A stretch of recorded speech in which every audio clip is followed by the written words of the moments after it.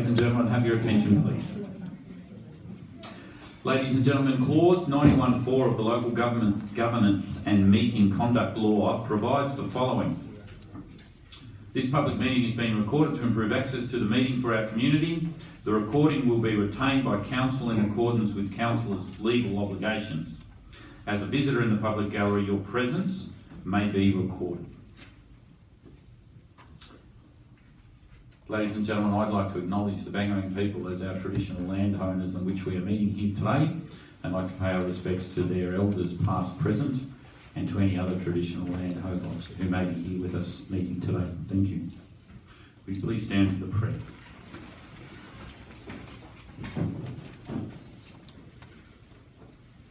Almighty God, we humbly ask Thee to bless and guide this council in its deliberations so that we may truly preserve the welfare of the people whom we serve. Amen.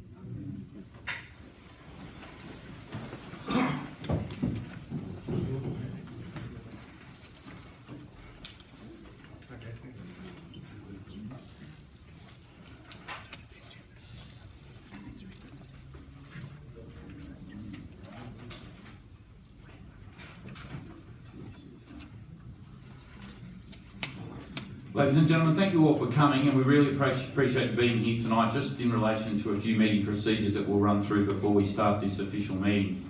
These meetings are the place where we as councillors make decisions on a broad range of matters. These can vary greatly in subject, significance and the level of interest or involvement that the community has in relation to individual issues tonight. As part of making these decisions, we are presented with a comprehensive information that helps us to inform our position. You will find this agenda. You will find this in the agenda that has been out on public display since Wednesday. One of the other things that you can often help us come to this point, making a good decision, is by listening to the questions that our community may have regarding each item, which will happen at the end of the recommendation being read out. We will go to public question time on that item. And I too have some questions that I will be raising on behalf of some community members. So I'll do those questions first. If you have further questions, we instruct you to come to the front. We'll push the little man with the speaking thing on his mouth, and please state your name and which area that you are from, and then please state your question. Thank you. Some quick things to remember during this question time. The question time is it's a chance for yourself, the gallery, and for us councillors to get clarification or further information. It is not the opportunity for you to make statements. Questions are directed to the Mayor, not individual councillors or staff. I will direct the answer to those questions from the question coming into me. Question time is not an opportunity for debate. We will answer the questions as best we can. We'll take the question on notice to get back to you. If you'd like further discussion, we will follow up with you outside of the council meeting. Each person is allowed only 2 questions per item, and it's important that everyone gets a chance to speak if they want to. Thank you.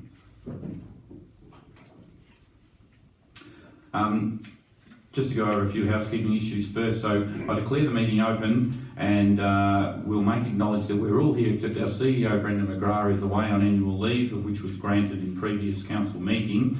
And our acting CEO at the moment is, during his absence, is Jamie Chubb, sitting to my right. I'd also like to make notice that Ben Thomas, who's the last gentleman here on the edge, is our acting community wellbeing director. So thanks, Ben, for being here tonight.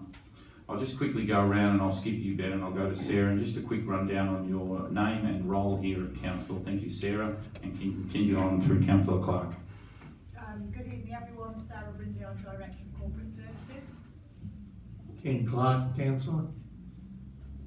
Harvey Minton, Councillor North Ward. Harry Russell, Councillor of the Southern Ward. As the Mayor said, I'm Jamie Chubb. I'm ordinarily the Director of Community Wellbeing, and tonight I'm Acting CEO. Dean Rees, the Mayor and Portfolio of Planning. Mark Curry, Deputy Mayor, Warby. Councillor Ashley Fitzpatrick. Councillor Dave Fuller. Alan Clark, I'm the Director of Infrastructure Services.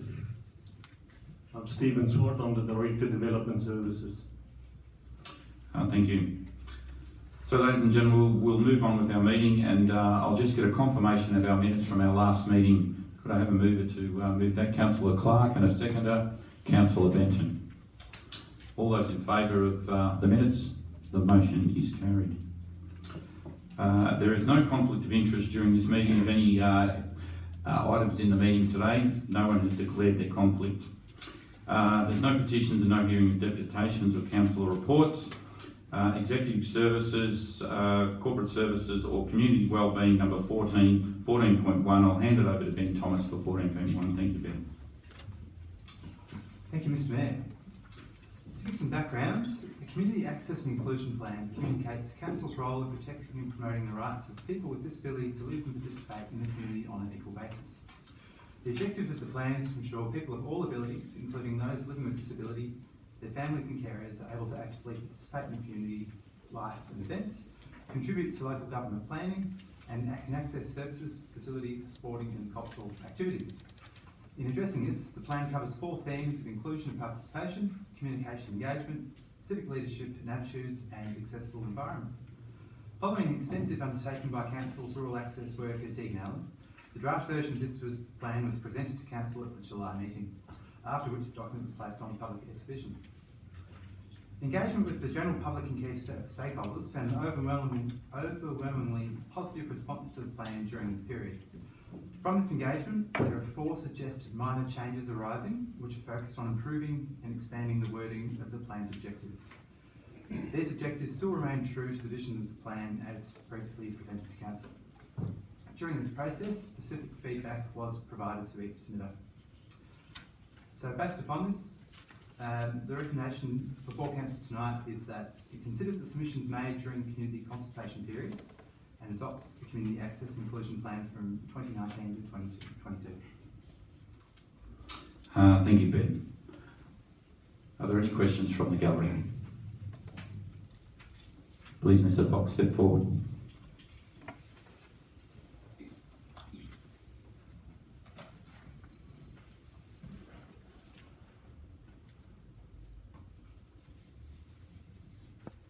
Thank you, Mr. Mayor. Brian Fox, Wangaratta. Mr. Mayor, accessibility is affects many people in the community, and by the look of the communication that Council has made, if you don't read the website or if you don't buy the Chronicle, you wouldn't know it's happening. I believe that this consultation is not thorough enough. I'm saying, where's the email to Business Wangaratta, who represents the traders? Where's the email to all of the service clubs in town, which would mop up a whole lot of the movers and shakers within Wangaratta? And I know I've been critical before, and I'm critical again tonight, of the Council's lack of communication or their perceived communication operation that I believe is not effective. I believe that this matter should not be voted on in the affirmative until proper communication is done with the community. Thank you, sir. Thank you, Mr. Fox.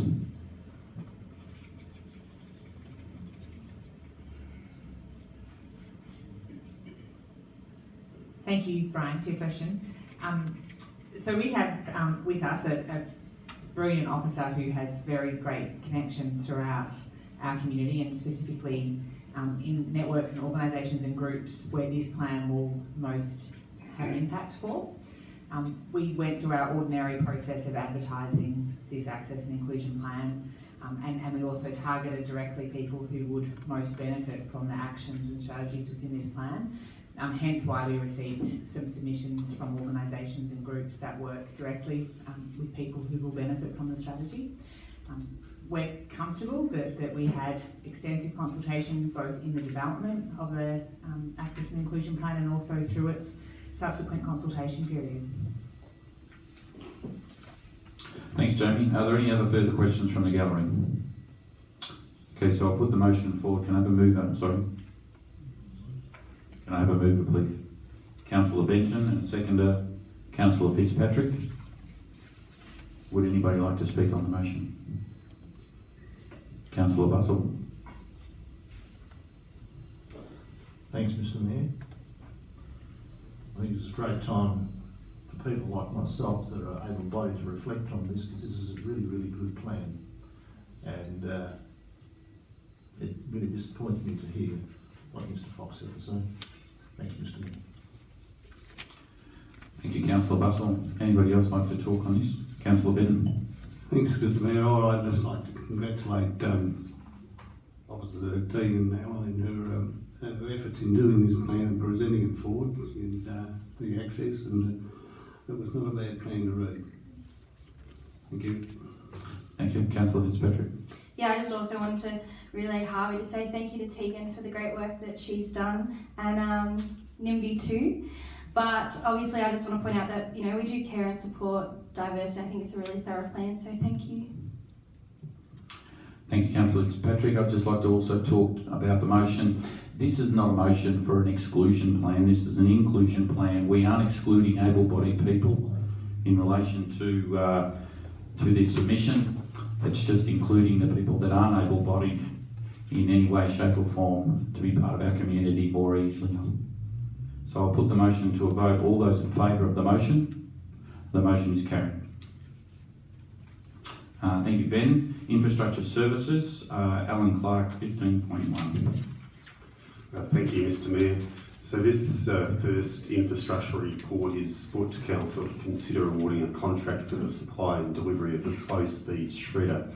The shredder is integral to the organics processing plant, which we've nearly finished constructing. So all the material that comes from the green bins or through the transfer stations will first pass through the shredder before they're placed in the composting bays.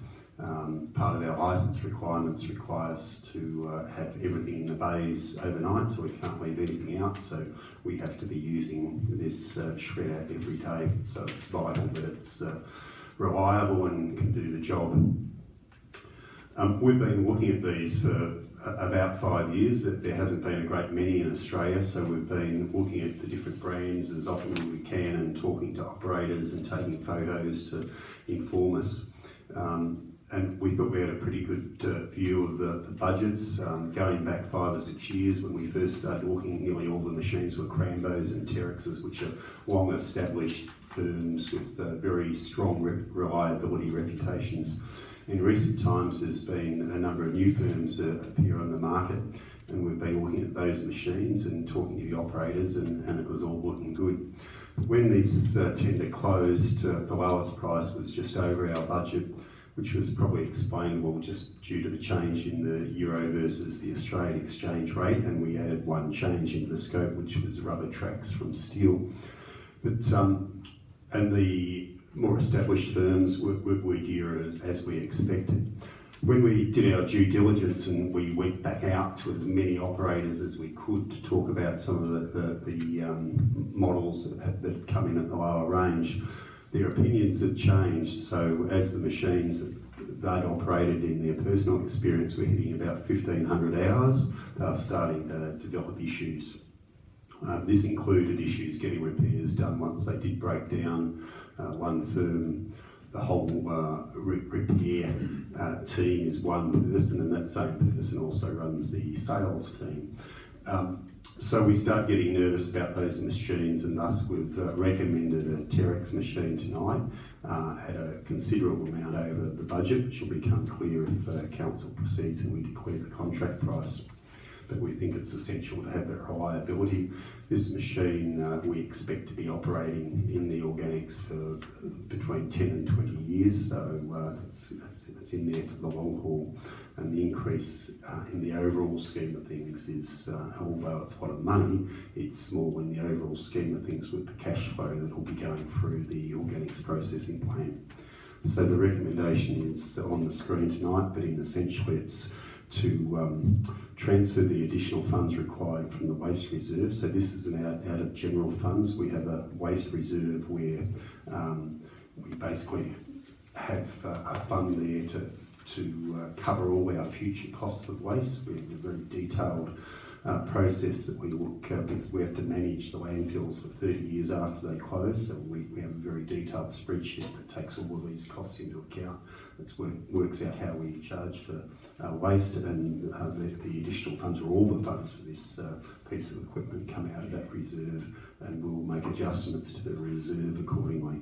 So the recommendation on the screen that talks about transferring the funds from the reserve, buying it from Finlay Waste and recycling, which is the Terex machine I mentioned, signing all the contracts, etc., and we disclose the contract price if council decides to go ahead. Thank you.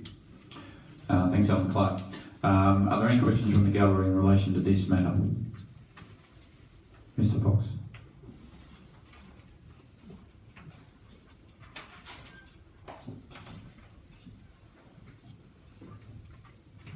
I thank you, Mr. Mayor. Ryan Fox. We seem to be consistently taking on costs that are over budget. We just agreed to $4 million for the swimming pool. I don't know how much this one is over budget because the amount hasn't been disclosed. We had from Alan Clark saying it's significant. We also have the Mitchell Avenue, bit of a debacle there, over budget again. So we want to stick to this particular process. Can somebody tell me how much money is in the reserve today? Is it millions, or is it projected income to go into that reserve? How much is in the bid? Thanks for your question. Alan, could you reply to that? I can't tell you exactly how much is in there, but the finance manager did assure us that it was well and truly able to handle this increase that we're talking about tonight. As to some of your other comments about over budget, the pool equated $4 million. It was actually $365,000 over the budget, which is, as you might recall, when we presented that, was less than around 3% of budget, which is a pretty good result. We've been delivering $35–40 million worth of capex a year, and very few projects have been over budget. The majority have been delivered under budget, and that's helped cover those extras, and I'm sure it'll be the case again. I thank you for your fulsome answer. Thank you. Thank you.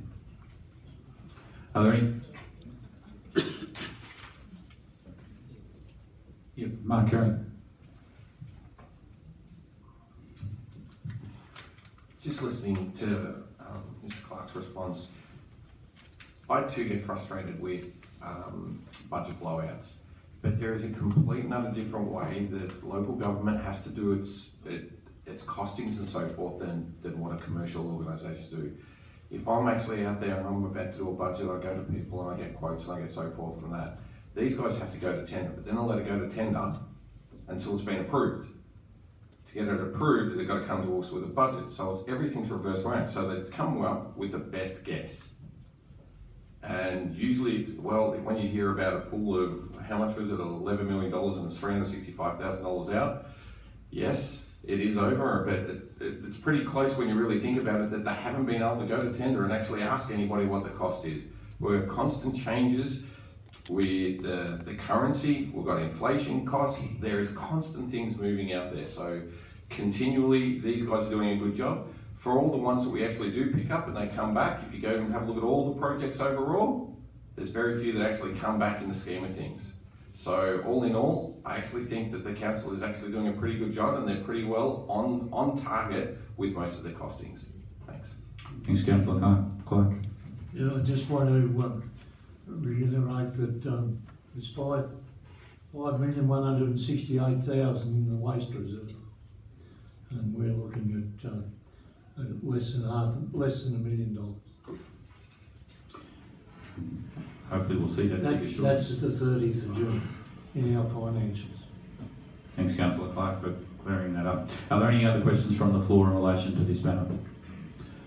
Thank you. Can I have a mover for this motion, please? Councillor Clark and a seconder, Councillor Fuller. Would anybody like to speak further on the motion? Councillor Bustle?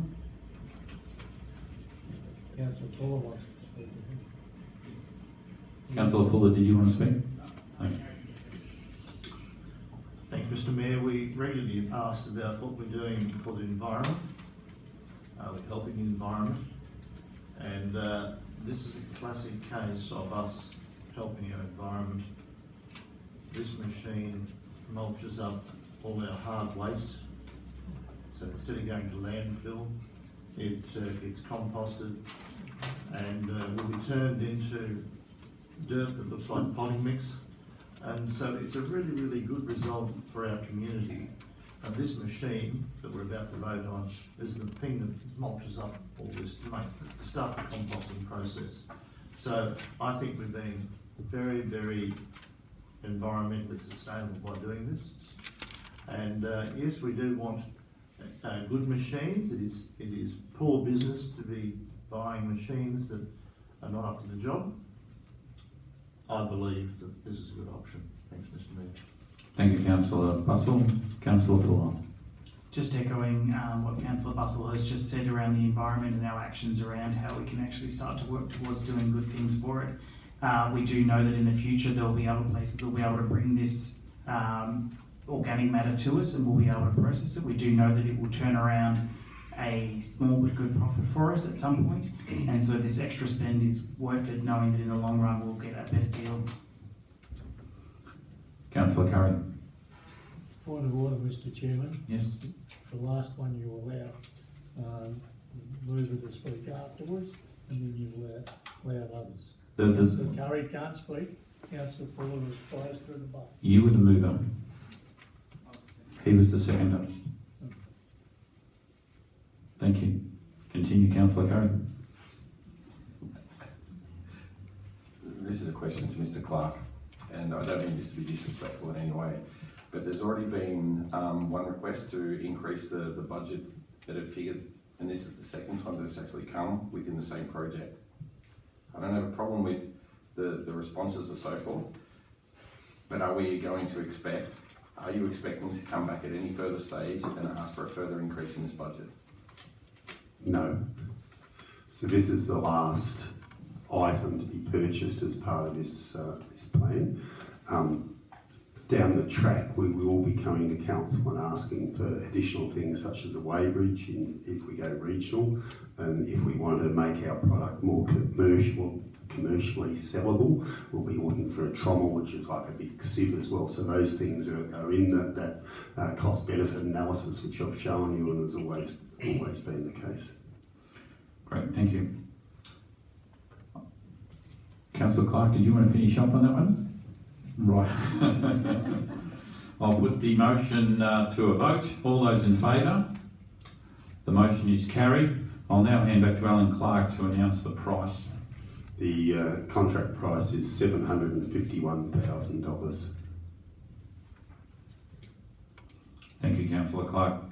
Councillor, sorry, thank you. So, thank you, Alan I Clark. should add that, so therefore the first part of that recommendation, which is the additional funds, is $201,000. Thank you, Alan. 15.2, the Greta Road Mason Street intersection improvements. So this report's present to council to consider awarding a contract for the reconstruction of the Greta Road Mason Street intersection, which is the roundabout. Currently, it's a real problem for moving heavy freight around Wangaratta. Large heavy vehicles, in particular D-doubles, can't navigate that intersection. It causes significant interruption to traffic when B-doubles need to try and turn around when they in that location. It also means drivers who realise this, they go alternate routes, which often means going down Murphy Street, our main street in the CBD. So this is a really significant piece of work to upgrade this intersection. In doing so, we'll also make it more pedestrian friendly with some pedestrian linkages to the footpaths, etc. Should also be noted that Regional Roads Victoria are funding over half of this with $383,000 contribution. So the recommendation is on the screen, but essentially it's toward the contract to XL Grey Brunei and to sign the contracts and to declare the contract price. Thank you, Alan. Are there any questions from the gallery in relation to this roundabout? Thank you, Council. Do we have a mover for this motion to start talking? Councillor Fuller is the mover and seconder. Councillor Benton. Would anyone in Council like to talk on this motion? Councillor Bussell. My question is to Alan Clark. What are you going to do differently with the new roundabout as compared to the ones already there? Well, we've designed the new roundabout to meet the turning circles, and the turning circles are the technical term, believe it or not, for the wheel movements of all the different vehicle classifications. So it's designed to for B doubles to get round. It's still going to be tight, I'd have to say. Simply, there's no. We'd like to make it even bigger, but there simply isn't the space. But it does meet the requirements for a B double to navigate the intersection. Thank you, Alan. Nothing further, fellow councillors? I'll put the motion to a vote. Are all those in favour of continuing this motion? The motion is carried. 15.3. Thank you, Alan. I need to declare the contract price for that one as well, which is $629,131.30.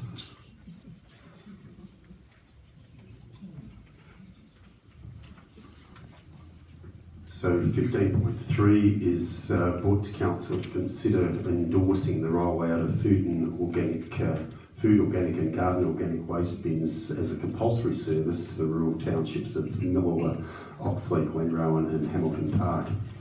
So we obviously rolled this service out to the urban parts of Wangaratta a few years ago, and it's been a very significant success. It's diverted about 33% of waste from our landfill, which has extended the life of our landfill, saved council and thus ratepayers a lot of money, and it's been great for the environment. A huge amount of greenhouse gases come out of the organics and leachate, so they're the biggest contaminants, if you like, in that sense of the landfill space. So when the council adopted the waste management strategy 2018 to 2023, it was identified in there that we'd consider a further rollout of these FOGO, as we call them, bins, out to the rural townships. So that's what we've been doing. We did a couple of trials with this at Glenrowan, Hamilton and Millawa and Oxley, slightly different trials, and then we did surveys at the end of those trials. It was felt the survey numbers weren't significant enough to get a true indication from the community, so we then did a final survey where we letter dropped every residence which will be impacted by the rollout of these bins. So the results of that survey were pretty much 50-50. It was 50.2% yes, 49.8% no. That's of the responses we received. Now you can look at statistics any way you like and generally make them say what you like, but most people, when they're given a chance to have a say about something, if they don't agree, they will. So I think that further supports that ratio that we received, given we received 40% of the surveys back, with that basically 50-50 though. So it's also a great thing for the environment. The greenhouse gases produced represent the equivalent of about 581 cars, so the pollution 581 cars cause in a year can be saved by rolling these bins out, and it will divert about 255 tonnes per year of organics through to our new processing plant. So it's a great thing for the environment. So the recommendation on the screen, but essentially is that we endorse, council endorses the rollout of the bins to those 4 townships. Thank you. Thank you, Alan. Any questions from the gallery? No. Yep, come forward. Kieran Barkundama Oaks. I just wanted a question to you. Was there a feasibility study done in regards to, because there's a lot of emissions out of trucks, especially heavy trucks.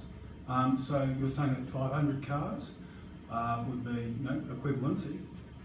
If we've got those trucks moving around, heavy diesel trucks, would that not negate those gains? And can we not maybe look at having people do their own on in-house organics rather than shipping this stuff around? So in an ideal world, yes, everyone would do it themselves on their own property, but of course we know that's not true, and we've seen the 33% diversion from the landfill, so pretty massive quantities. In regard to the trucks, because it changes the red bin collection in conjunction with the introduction of the green, the trucks balance out, so we don't have increased truck movement. Thanks, Alan. Any further questions? Mr. Fox.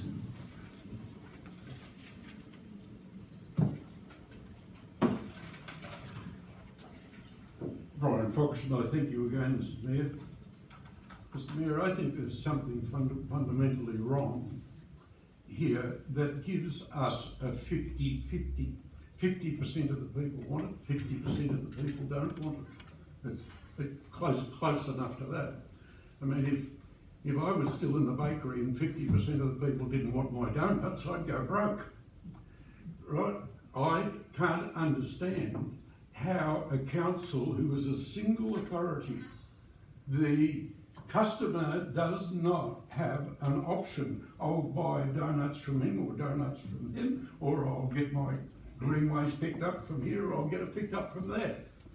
When you are in an authoritative position like the council is, it behoves you to make as much communication as you possibly can. And it was refreshing when I heard what Alan was saying as the effort they went to.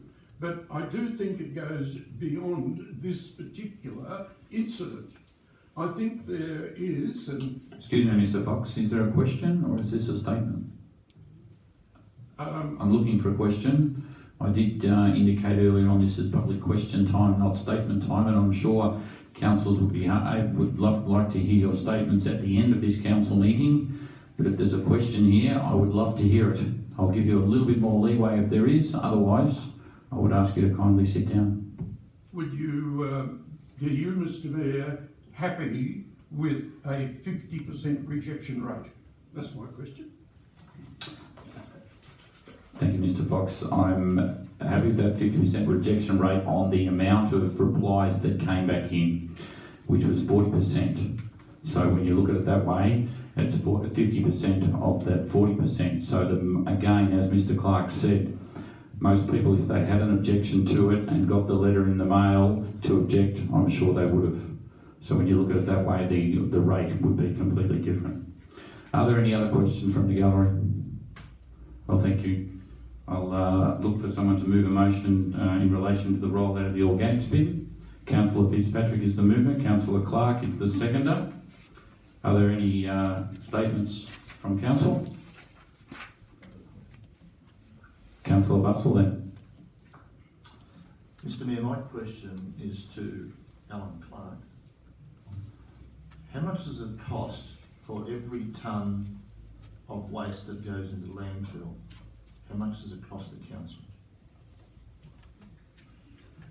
So my purpose for this is we're attempting to take waste out of the landfill to go to an organics plant. How much does it save us by not going to landfill? I might have to stand to be corrected on the latest figure, but around $173 per tonne. So it's $173 for every tonne of waste that goes to landfill. The council has to pay who? So that's made up of a number of things, but there's the landfill levy, which we have to pay through to the state, to the EPA, which is $33 per tonne.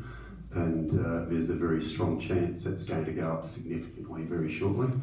Then the rest covers the cost of the construction of the cells, and then the rehabilitation of the cells and the ongoing management of those cells for the next 30 years.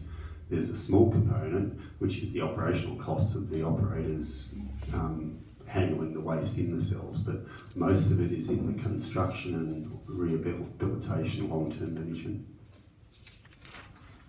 So if I may ask, then how much, I think you said this before, when it goes to the organics plant, how much will that cost the council to process a tonne of waste in the organics plant?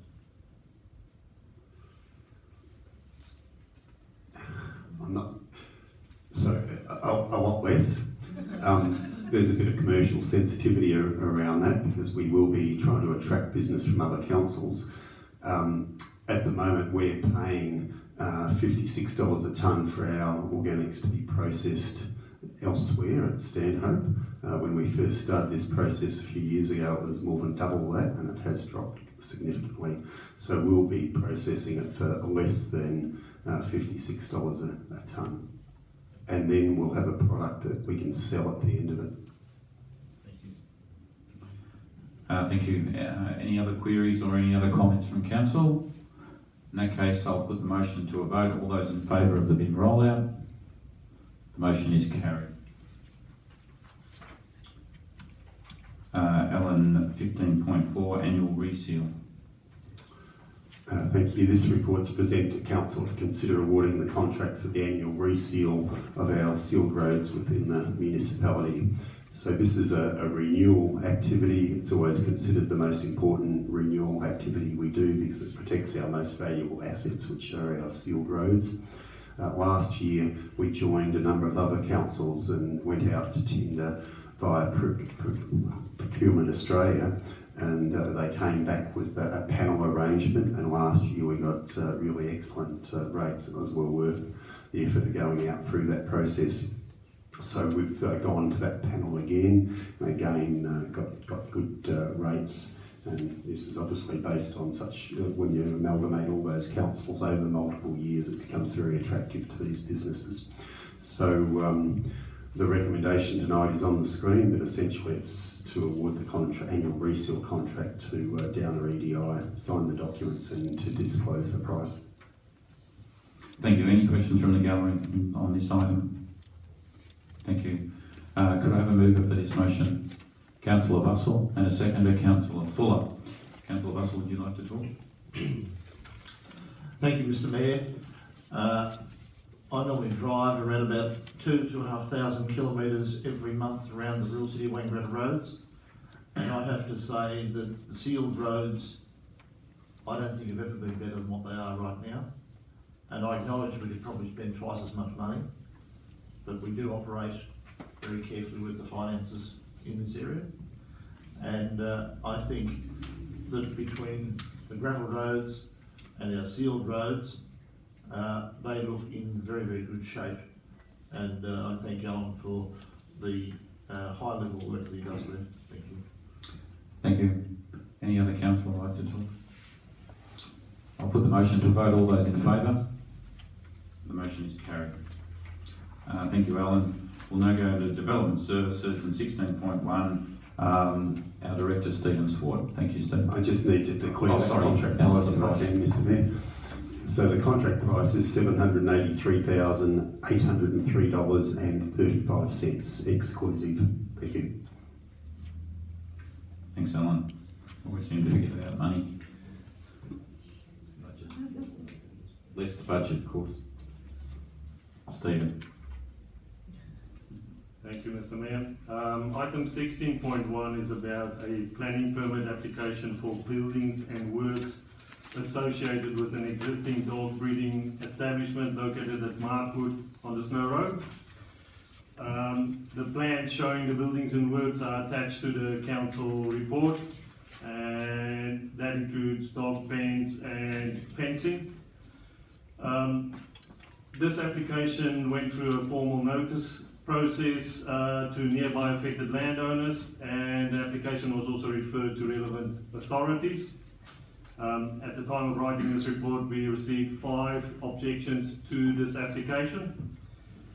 Council officers have assessed the application and associated information, including objections against the relevant provisions of the Wangaratta Planning Scheme. And the officer's recommendation is on the screen and includes recommending that council issue a notice of decision to grant the permit, subject to conditions contained in attachment 2. In addition to this, I just wanted to mention that this report contains 2 errors.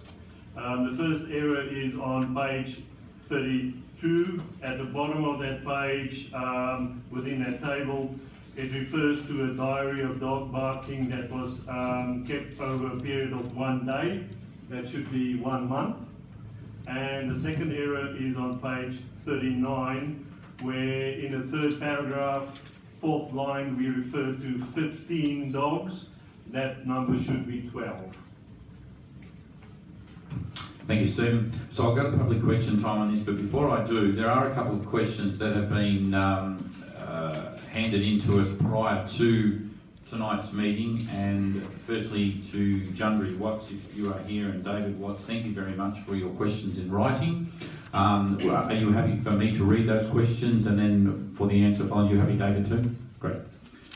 And again, thank you very much for your questions on notice. Appreciate it. Question 1. Until 2017, when Maltesers arrived at the site, the average number of dogs was 8 and dog pens 4.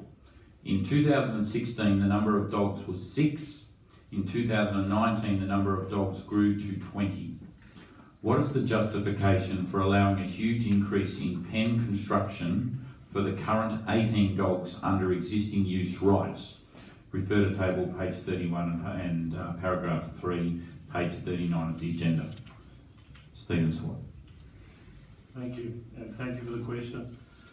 This application is specifically for buildings and works. The existing use rights have been established for the business.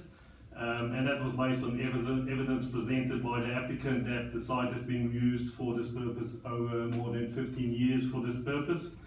And because the application is for buildings and works associated with the existing use, limiting the number of dogs on this site by a planning permit condition wouldn't be appropriate for this specific application. Okay. Question 2. What control has council and the compliance team have over the number of dogs kept at a property in a farming zone? So, first of all, I mentioned that an access animal permit is not required in the farming zone. Our local law makes provision that that's only required within commercial zones and residential zones. The Wangaratta planning scheme triggers the need for a planning permit to use land in a farming zone for more than 5 dogs. But in this case, just to repeat that existing use rights have been established, and council can only consider the application for buildings and works. And again, limiting the number of dogs on this site by planning permit condition would not be appropriate as part of this application. If an owner has 10 or less breeding females, they can register with a dog association such as Dogs Victoria, and then they fall under the compliance guidelines of Dogs Victoria for keeping those dogs. Domestic animal businesses who wish to keep between 11 and 50 relevant fertile female dogs must be approved by the Minister for Agriculture, so that's at the state government level, as commercial dog breeders, and would then be subject to council auditing. So there's different levels of compliance that's required, and within this specific application, we can only look at buildings and works, and this business is registered with Dogs Victoria, so they fall under Dogs Victoria's compliance guidelines. Thank you, Stephen. Also, in that paragraph there that you've replied there, could you just briefly explain what is referred to in this case, existing use rights? So, existing use rights within the planning scheme is when somebody is actually undertaken that use on a specific site for a period of time, and they can prove that they have done so. And if that is the case, it's considered that they have the right to use that site in that way and continue to use that site in that way. Okay. Thank you, Stephen. I'll go on to 2 more questions from David Watts. In the light of recent decisions by VCAT, and specifically order number P397/2019 concerning an application in the 18/41 in Oxley to allow the permit to expire, if the owner/manager is no longer the owner-manager of the facility, would council consider including a similar clause into this planning application 19/071. Yeah, so the application referred to, the VCAT application, is for the use and development of the land for a domestic animal boarding facility. So it's important to distinguish between a use and development application as opposed to a buildings and works application that we are dealing with tonight. Council officers don't consider it appropriate to include such a condition relating to the use of the land in this instance, as we are only considering buildings and works. Okay. Question 2. Why does council determine that keeping the currently 18 dogs does not require a permit when section 35.01-07-1 of the Victorian planning provision provide that the Wangaratta planning scheme clearly states that the land use of domestic animal husbandry is a farming zone. In a farming zone, a permit is required for more than 5 animals. Thank you. So the answer is very similar to some of the answers I've already provided. So because existing use rights have been established in this case, clause 3507-1 does not actually apply to the permit application that we are considering, or that council's considering tonight. Okay, thank you. Are there any other further questions from the gallery on this matter? Yes, sir. Please come forward, and the microphone is currently on. Just state your name, please. Good evening, my name is Peter Bryan. I live on the Snow Road at Markwood, adjacent to the applicant for this permit. There's just a question I wonder if you could clarify for me. Yes. There's reference in the conditions that any new construction and buildings be insulated for sound, and I think that's a very good condition to attach to it. I'm just wondering, there are some existing buildings there which were built without permits.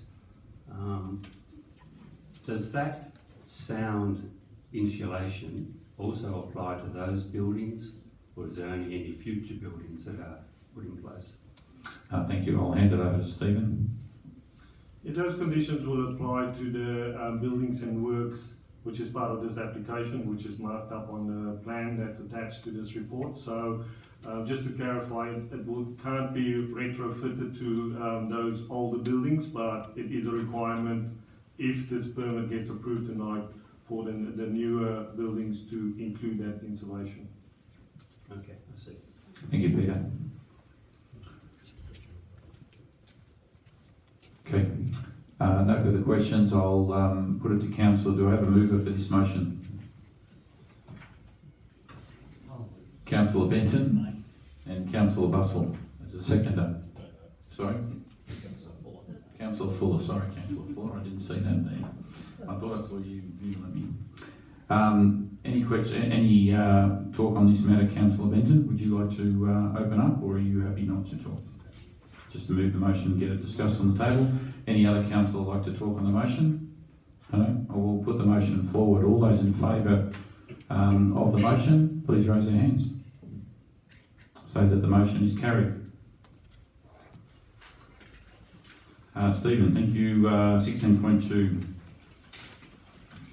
Thank you, Mr. Mayor. This item relates to two of Council's advisory committee, the Wangaratta Economic Development and Tourism Advisory Committee, and Agriculture and Agribusiness Advisory Committee, and the membership of those committees.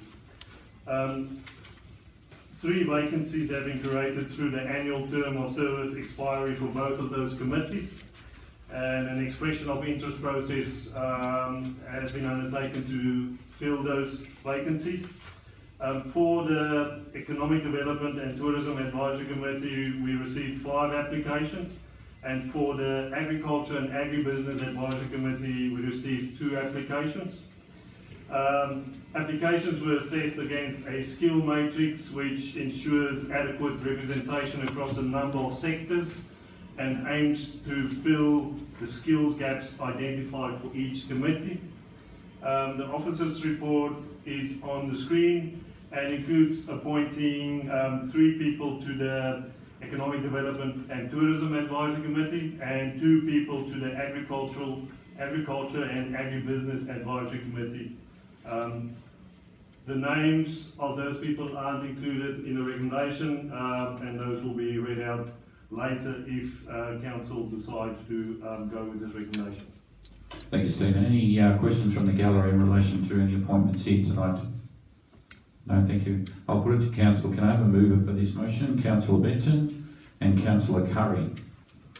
Councillor Benton, would you like to talk on this motion? Well, it's appropriate at the time now to announce the candidates. Correct. That the appointments to the 3 people to receive the nominations as represented on the Wangara Economic Development and Tourism Advisory Committee for a term of 3 years ending August 22. The successful candidates are Robert Floyd, Elizabeth Ellis and Simon Fraser. Point 2 is above the recommendation. Appoint 2 people from the received nominations as the representatives on the Agriculture Agribusiness Advisory Committee for a period of 3 years ending in August 22. And the 6 candidates are Lachlan Campbell and Don Bill Wilson. And to advise all, point 3 is advise all applicants of the council's decision. Thank you, Councillor Benton. Would anybody like to talk on these applicants or this motion with these applicants? No? I'll put the motion to a vote. Are all those in favour of accepting this? The motion is carried.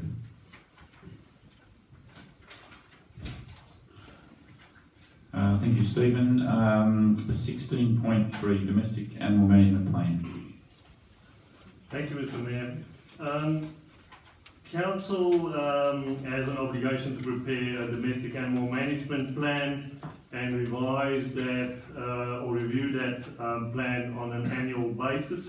That's an obligation under the Domestic Animals Act 1994.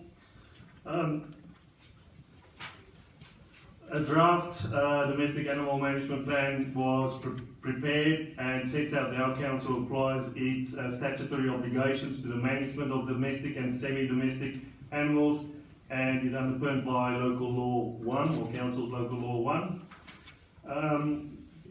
The report requests council to consider endorsing the latest version of this plan for public consultation purposes. And the officer's recommendation is on the screen. Thank you, Stephen. Are there any questions from the gallery? Yes, please come forward.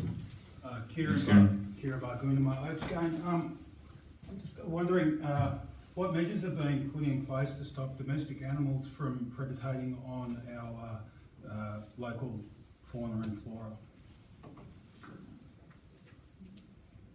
Thanks, Kieran. Stephen. I'm not sure about that, to be honest with you. The plan sets out a number of arrangements that council has in place for the management of animals. It talks about, things like how our officers are trained to deal with those types of situations. We also have arrangements in place for things like feral cats and how we manage that. That's set out in the plan as well. So those are just a few examples of things that's mentioned in the plan. I think it's important at this stage in the process to note that this is a plan that will go out for public consultation. So I really encourage people to have a read of the plan. If you think that we are missing something or we should do more within the plan, this will be the opportunity for you to make those comments back to council. Thank you, Steve. Just in relation to that question, it's a good question, speaking to a number of subdividers on land developments coming up shortly, and in the past they're making provisions for local wildlife and fauna when they're close to the town fringes, and that by having domestic cats not allowed in certain estates, etc., to protect local land and wildlife especially. So, good question. Are there any other questions from the gallery in relation to this matter? In that case, I'll look for a mover from Council, Councillor Clark and Councillor Bussell. Would anybody, Councillor Clark, like to talk on this matter? Are you happy to get going? Anybody else like to talk at council level? No? I'll put the motion to a vote. Are all those in favour? The motion is carried. Thanks, Stephen. 16.4, the Wangara Flood Study 2017 and implementation of Amendment C77. Thank you. So this item is asking council to amend a resolution that I made in April 2018.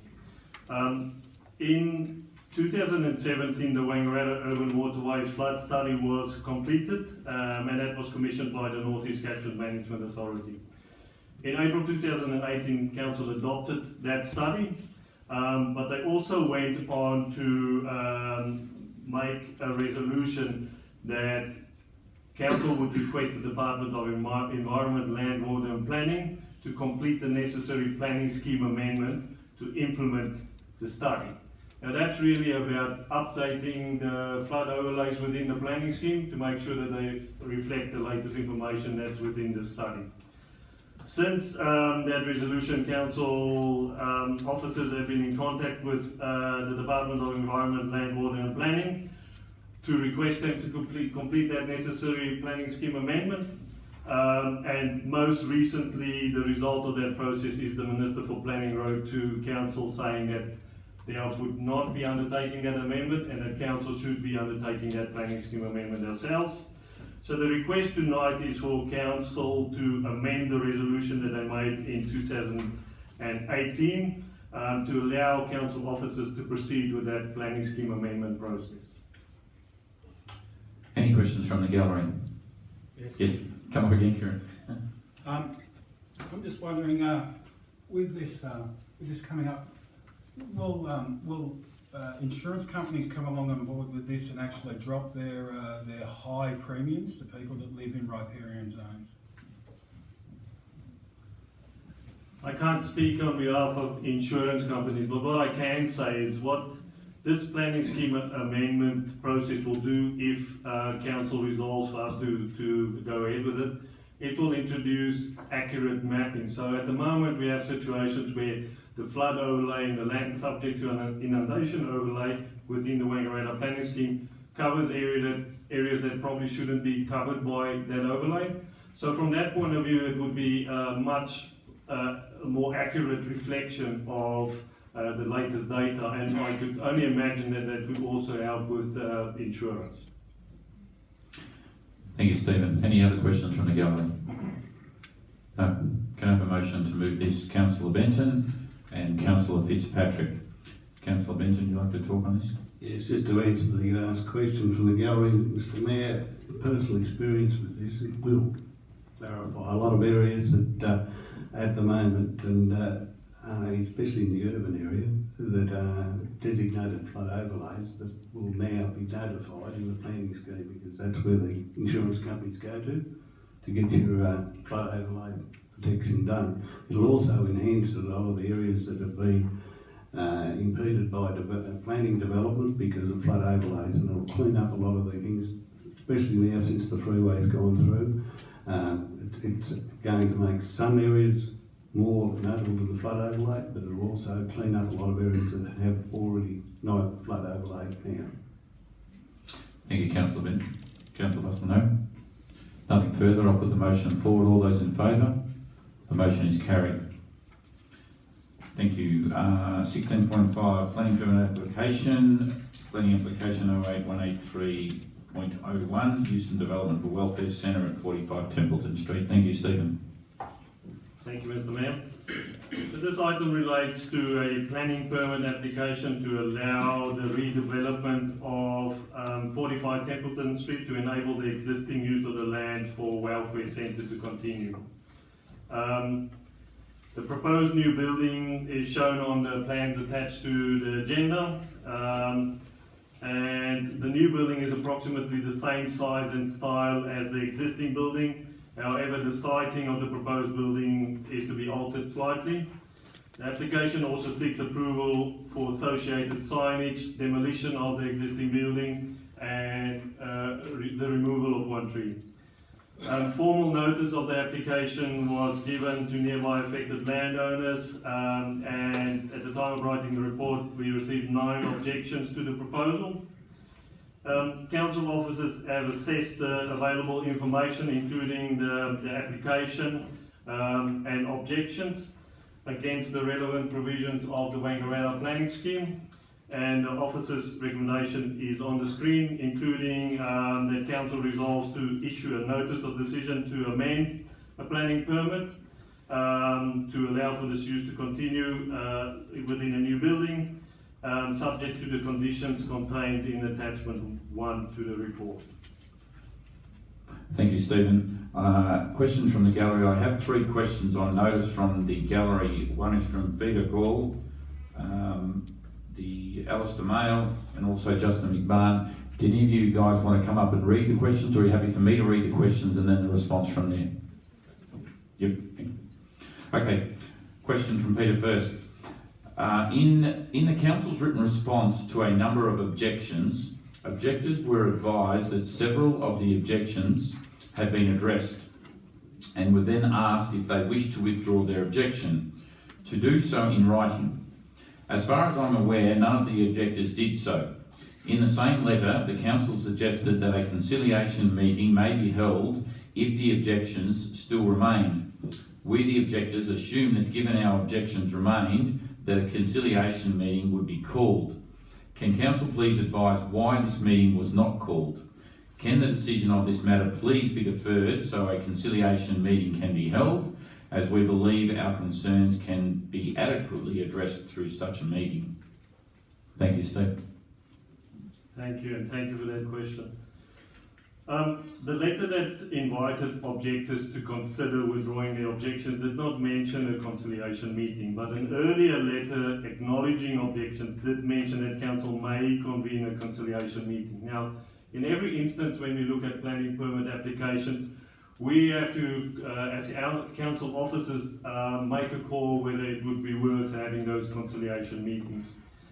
Considering the change of plans from the applicant to try and address the objectors' concerns, the number of objectors involved, it was considered that such a meeting would have little chance of resulting in the withdrawal of objections, especially given that objectors did not respond to the letter inviting them to consider withdrawing objections.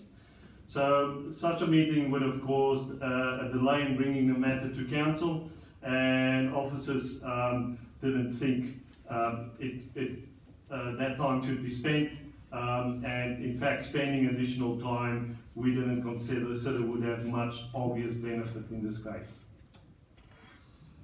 Okay, I'll go to question 2 from Alistair. Condition 1A, B and C to the original permit, which is 08/183, endorsed by VCAT in 2009, being a lead contentious issue by objectors to that appeal, has been removed from the current amendment. Why was it removed? Should council vote to reinstate the wording of condition 1A, B and C verbatim as for the original permit? Our concerns will be allayed and no further action contemplated. Thank you again for that question. When you look at conditions 1A and B of the original permit, they require changes to the set of plans that was submitted as part of that application. Because as part of this amended application we have a new set of plans, those conditions don't apply to that new set of plans.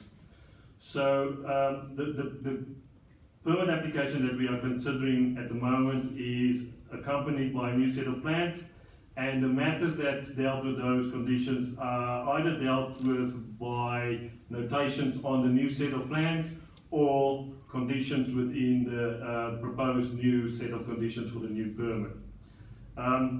Condition 1 has actually been amended to require some other detailed design elements to be shown on the plan as well, so it goes a little bit further. And should the application be approved, a new set of plans will be endorsed to form part of the planning permit. So when we have plans dealing with some of these issues as notations, those plans get endorsed if the planning permit is approved, and that carries just as much weight as a planning permit condition, so it's enforceable. I should also point out that this is explained within the council report on page 65 and 66, so it explains to a level of detail how we handled condition 1, the conditions in condition 1 of the original permit within this new application. Thank you, Stephen. Question from Justin. Condition 17 has been altered to remove the wording regarding sealing of the car park and driveway pavements. Can this condition be reverted to the original permit of OH/183 endorsed by VCAT in 2009, which required sealing of the pavement? Thank you, Stephen. Again, thank you for that question. So, the endorsed plan from the original permit shows 3 car parking spaces, and condition 17 of that permit requires those 3 spaces to be sealed. Given the changes to the car park within the new proposal, which goes from 3 car parking spaces to about 10, it was considered appropriate to revisit the requirements around the standard of car parking area, and also unwarranted required sealing of that complete area. So we are requiring sealing of part of that area. There was no strong direction from the original VCAT case regarding the sealing of car parking as part of that original permit. The application and associated plans, so the existing application and associated plans, are silent on whether the car parking area is actually proposed to be sealed by the applicant. And the proposed condition 17, so the new condition 17, provides flexibility by requiring the areas to be maintained in a continuously usable condition. So that condition is worded differently, but it's very specific about maintaining the car park in a continuously usable condition. I also point out that this part is also discussed within the council report on page 66. Thank you, Stephen. Also, Stephen, could I just ask a question of you? Could the objectors meet privately with the applicant and come to an arrangement and a condition be amended through an amendment process, depending on what the condition is, if it's only minor, to satisfy the objectors, if the applicant was happy to do so? That's a possibility. Of course, it depends on to what extent the planning permit, if it's issued, will get amended. If it's a planning permit amendment like this one, we might have to go through a process of advertising that again. So that is an option that's open to the parties. Another option that's open to parties that aren't happy with the outcome that comes from tonight's meeting is also to apply for review through the Victorian Civil and Administrative Tribunal. Right, thank you. Are there any other questions from the gallery in relation to this matter? No. Thank you. Could I get a mover, please? Anybody? Councillor Bussell, and a seconder? Councillor Clark. Would anybody from council like to talk on this matter? Councillor Bussell, as the mover, would you like to talk on this? I'd love to, Mr. Mayor. I think this is in some ways a bit of a storm at a teacup.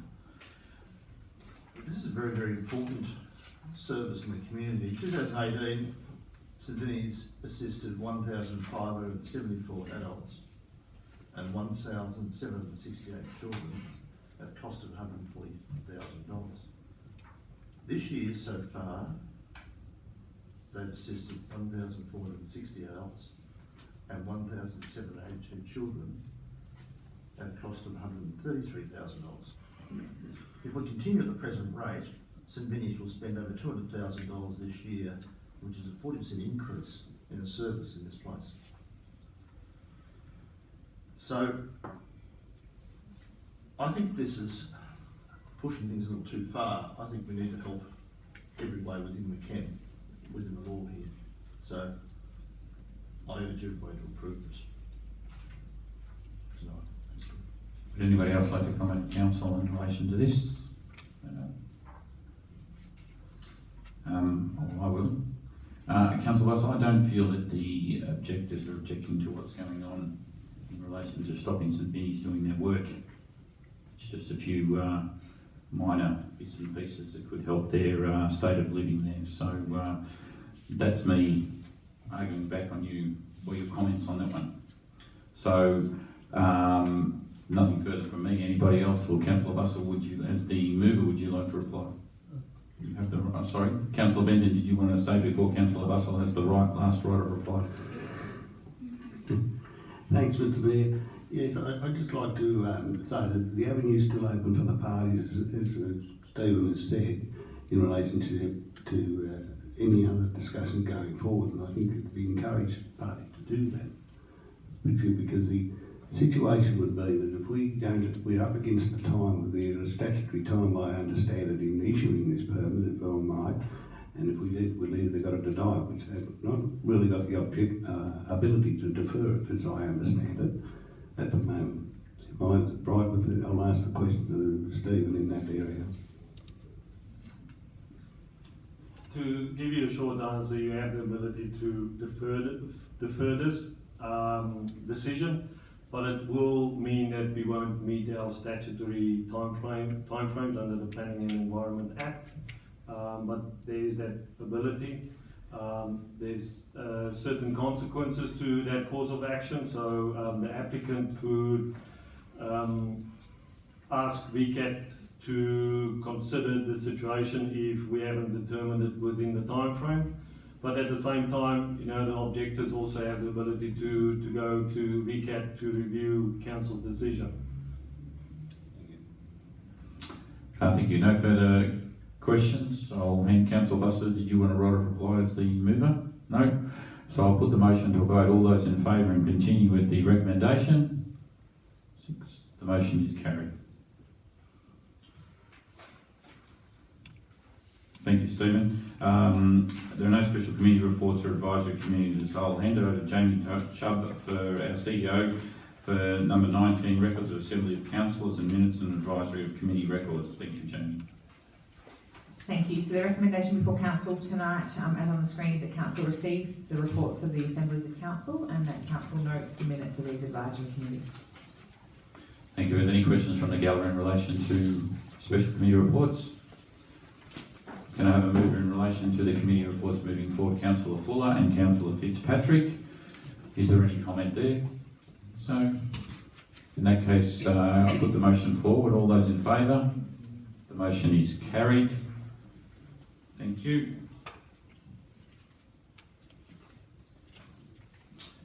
There's no notice of a motion or urgent business. So again, I'll throw the floor open now to public question time. And before I do have one question from a Mark McFarlane that I'll put forward as public question time, and a response coming forward. Thank you. I look forward to. And then, as public question time, all people have the right to 2 questions. Mark, did you want to make your own? Yes, if I could. Yeah, please come forward. Evening all, Mark Farr from Glenrowan. Thank you for the opportunity to ask you this question. It's very important to a few of us in the community at the moment. Why is the rural city of Wangaratta not challenging or showing due diligence regarding the proven dangers of 5G technology in our city, when considering the dangers not only humans' health, but also to bee populations, birds, livestock and vegetation due to the microwave technology involved here? Thanks, Mark. I'll hand it over to Stephen Swart to hopefully give a response. Thanks. Thank you, Mr. Mayor, and thank you for that question. I've got a few points to make here. First of all, I'll say that the rural city of Wangaratta prioritises the health and well-being of its residents, natural vegetation and wildlife in every project we undertake. But it should be mentioned that local government has no formal role in the regulation of the rollout of 5G technology. The World Health Organization and the Australian Radiation Protection and Nuclear Safety Agency, and I'll call them PRANZA, I think, who is the agency of the Commonwealth Government tasked with protecting people and the environment from the harmful effects of radiation, advise there is no substantiated scientific evidence that radio frequency technologies can operate within national and international safety standards and that they cause any health effects. PRANZA conducts research and works with the international radiation science community to set standards and guidelines on radiation in Australia. They work independently from other parts of government and are not funded by industry. APRANZA safety standards set limits for exposure to radio frequency electromagnetic energy, such as those emitted by mobile phone networks. These limits are set well below levels at which harm to people may occur. The operating frequencies of the 5G network are included within the limits set by APRANZA safety standards. The regulator for the rollout of 5G technology in Australia is the Australian Communications and Media Authority. This authority refers to the safety standards and guidelines published by APRANZA when considering applications for licensing and implementing new technology. Emissions are required to comply with the limits of APRANZA safety standards. Can I have one more question without notice? Please. Is the council also aware of the 5G appeal, which is calling for a moratorium on 5G rollout from Europe, which has also been signed on by at least 9 Australian scientists and doctors? Are you aware of that appeal in Europe, in the EU? I'll also, as a councillor, as the mayor, no, I'm not, and I'm not sure if any of our other councillors are. With a quick nod of the heads, guys. No, obviously, no. Yeah, well, if I didn't see that, I wouldn't have taken it. I wouldn't have been concerned. That's what I'm saying. I'd suggest the council looks into the 5G appeal, Europe, 250 signatories so far and rising. Thank you. Great, thanks, Mark. Great question too. Perhaps it is the thing council needs to just look further into in the future, Stephen.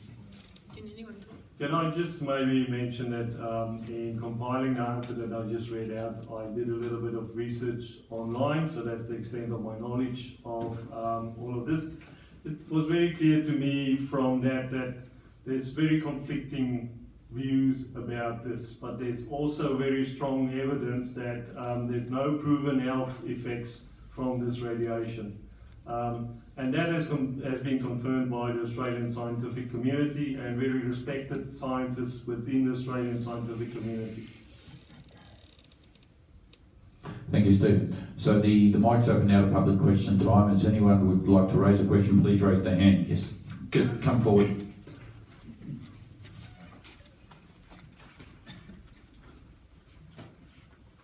Hi, my name is Michelle Bray. I've done a lot of study on 5G. So far, it's been activated in America. A tower was put up within 12 months. The tower was right beside a school. So they're putting towers in places where there is a lot of community. Within 12 months, 8 kids in that classroom that it's allocated to are dying of cancer. You can look it all up. Because of 5G rollout and because of, Rolly could explain this a lot better, it's not just the towers, so every street light is going to have a receptor, I think it's called. I've got a street light out the front of my house, which means if one of those receptors up there, I've got epilepsy. My lounge room and my bedroom will be a microwave. And I urge all of you to actually do the studies on 5G. It's killing bees. There's like over 4 countries that have already banned it. There's already studies of kids, people getting cancer straight from in America after 12 months for rolling it out. So please look into it before we bring it to here, because I really don't think it's safe, and I've read a lot of studies about it. And it's worldwide. It's not just Australia. There is a lot of the world countries that are banning it. And if you look at the studies, there's a lot of scientists and that from NASA too that are saying that no, it's a human genocide. Thanks, Michelle. It looks like we need to do some more research in the Australian government. We can advocate certainly to make sure that things are clear that way. There is no current planning applications for 5G towers here at the moment, Stephen, through our municipal area. I guess that's a very good point, and it sort of relates to the point I made about councils not having any formal role in the regulation of the rollout of 5G technology. In some cases, we get planning permit applications for communication towers, and we had one, I think, in March, which wasn't 5G, that was 4G. But that doesn't happen very often. A lot of the time, this technology is being rolled out using existing infrastructure, which doesn't require any permit from a council. So, you know, that is an important point to note, that this is being regulated at the federal government level. Alan Clark. Thanks, Mr. Mayor. I feel as though I probably do need to say something about my knowledge of radiation, and I do try and keep up with the latest reports and things. So once I was the Secretary of JIRS, the Joint Ionising Radiation Safety Committee, which was a committee that operated across Australia. I also authored a book on non-ionising radiation. So I think I have a fair understanding of the situation. 5G does operate at a considerably higher frequency than 1, 2, 3 and 4G, but it's still considered non-ionising radiation. And to this day, to my knowledge, there is no evidence that's been recognised by the relevant authorities that non-ionising radiation cause any health issues at all. So I'm yet to see something. Happy if we see something definitive on that, but I don't believe it's been proven in any country around the world. Thank you. Thank you. Any other further questions from the gallery? Kieran. I've noticed that a lot of pedestrian walkways have been rolled out. I'm just wondering if we might be able to do a feasibility study to put one on our on Reid Street here, in the shopping centre area, so that the older people can get round a little bit more easily. Good question. Got a good answer for you, Alan. Yes, and yes. So we've had a plan to roll out a number of pedestrian crossings, and the next one is in fact Reid Street. Just on any pedestrian crossing, whether it be our road or a rural road Vic, so a big road, we still have to get their approval. But it's slightly more complex approval when it's on a big road.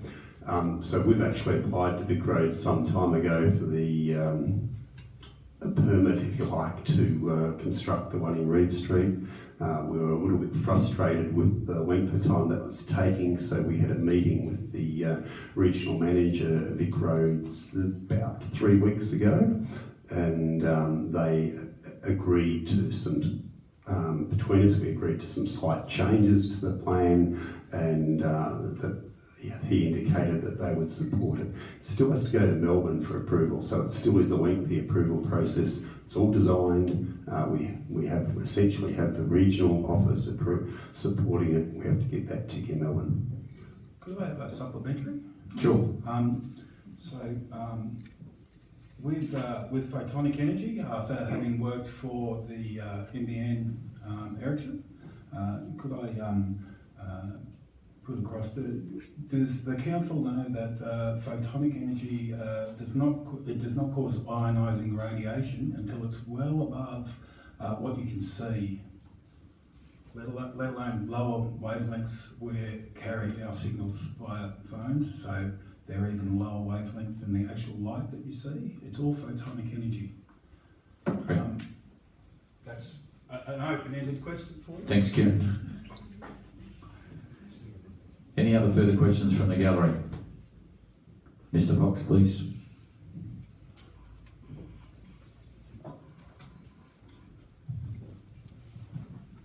Thank you, Mr. Mayor. In the form of congratulations, I'd like to congratulate the council who supplied Alan Clark, who's a very busy person, to host a bus to go around and look at the infrastructure that's happening around Wangaratta. And there's millions of dollars worth of it happening, and Alan was there with some of his staff to answer questions very fully, and that was much appreciated. Thanks for going on the bus trip. And I hope that we can promote the bus so next time we have 2 40-passenger buses, because it was really instructional. Right. The second thing is that I'd like to congratulate the council or the people involved who put the lights in Reid Street. Now, I hope those lights in Reid Street breed and migrate round the corner and go up to the Pinsons, and because way back in about 1975, Wangaratta was known for its white way Wangaratta.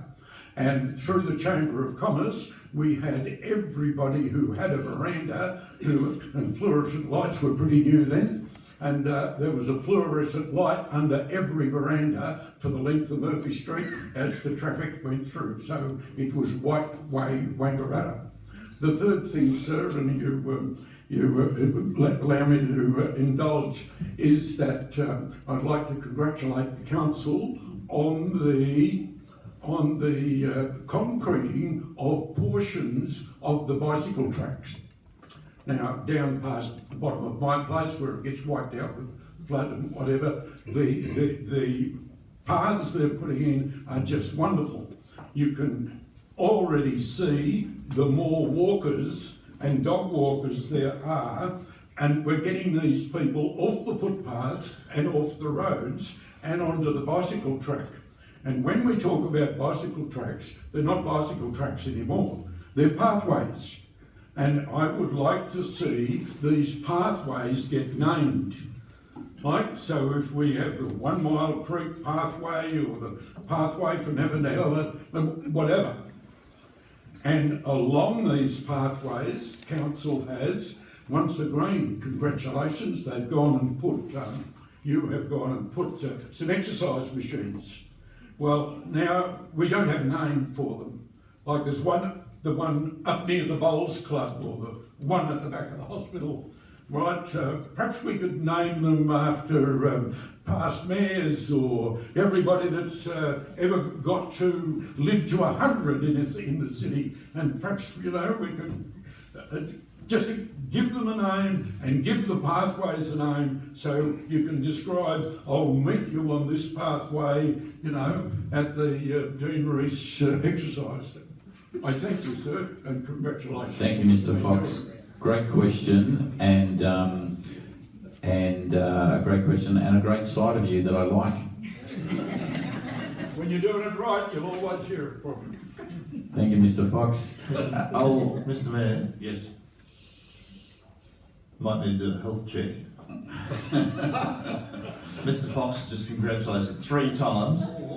4, that's a first, so might need to get the defib out. Thank you. I'll just refer that question. It's not a silly question, Councillor Clark, in relation to maybe having a look at through our naming committee and doing something of our posthumous mayors or current or long-serving mayors, should I say. Could we look at doing something along those tracks, because they are good tracks? We certainly could, but it wouldn't have a mayor's name. Or it could, but you'd have to die first. So I actually think it's a good idea, Brian, so thank you. It'd have to follow the rules of the Victorian place naming rules, which are quite stringent on what we can and can't name and how we name them.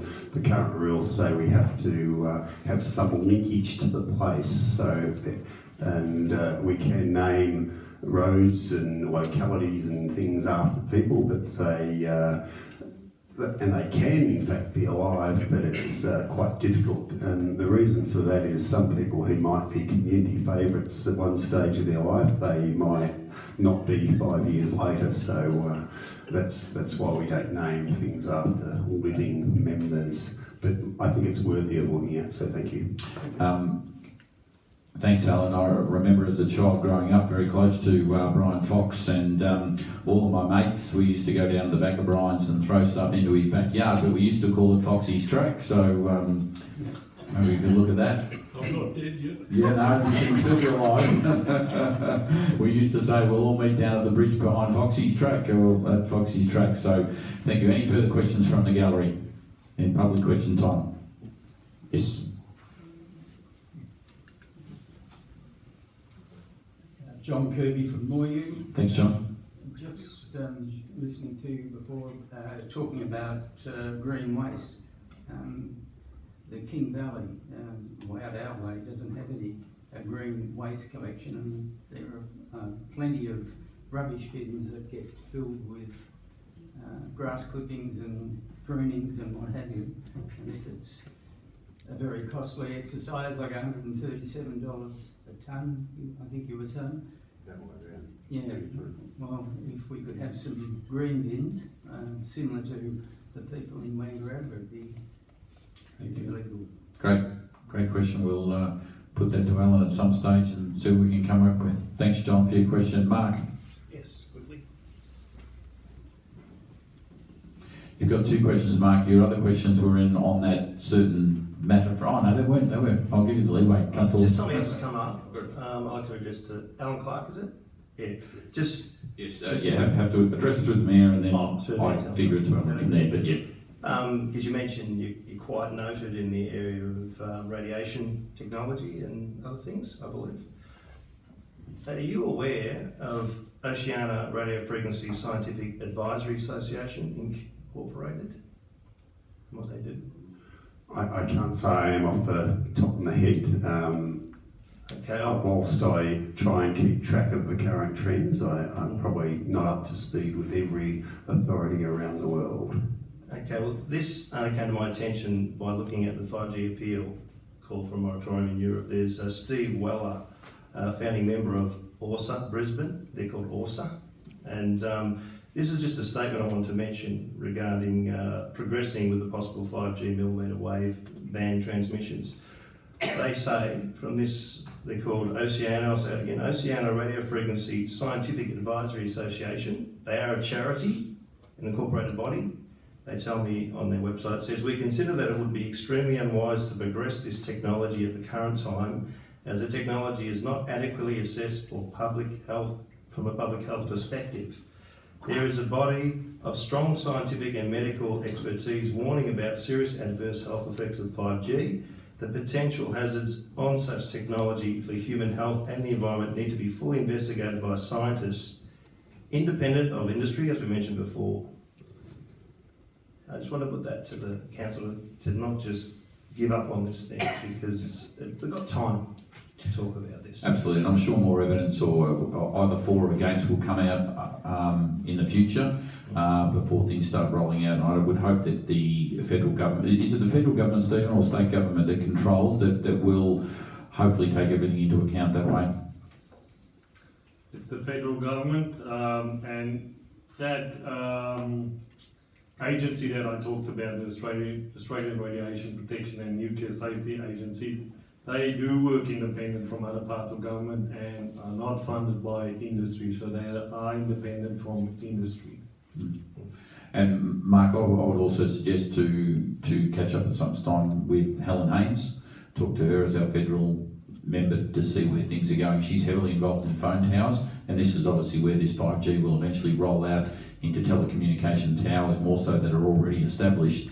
So she's heavily involved in getting more communications towers. That's right. Yeah, and 4G is great. I don't have a problem. I think it's brilliant. We just need to get that right. Yeah, absolutely. Thanks, Mark.